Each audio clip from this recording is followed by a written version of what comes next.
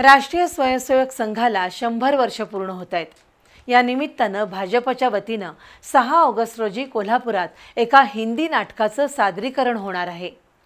संघ गंगा के 3 भगीरथ या हिंदी नाटकातून संघाच्या आजवरच्या वाटचालीचा आढावा घेतला जाणार आहे।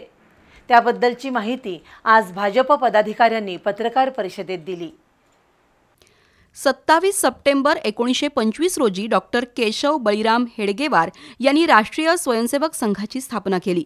या संघटनेला यंदा 100 वर्ष पूर्ण होत आहेत। हेडगेवार यांच्या पश्चात माधव गोळवलकर आणि बाळासाहेब देवरस यांनी संघाच्या वाटचालीत भरीव योगदान दिलं।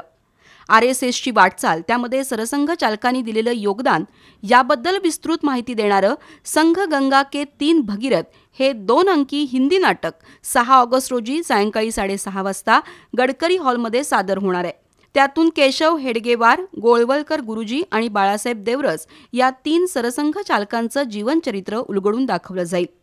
भाजप प्रदेश सचिव महेश जाधव आणि जिल्हाध्यक्ष विजय जाधव यांनी पत्रकार परिषदेत ही माहिती दिली। या हिंदी नाटकाचं लेखन श्रीधर गाडगे यांचं असून दिग्दर्शन संजय पेंडसे यांचं आहे। मार्गदर्शक म्हणून रवींद्र भुसारी आहेत। नेपथ्याची बाजू सतीश पेंडसे यांनी सांभाळली आहे, तर संगीत डॉक्टर भाग्यश्री चिटणीस यांचं आहे। या नाट्य सादरीकरणाला नामदार चंद्रकांतदादा पाटील, खासदार धनंजय महाडिक यांच्यासह प्रमुख भाजप नेते उपस्थित राहणार आहेत।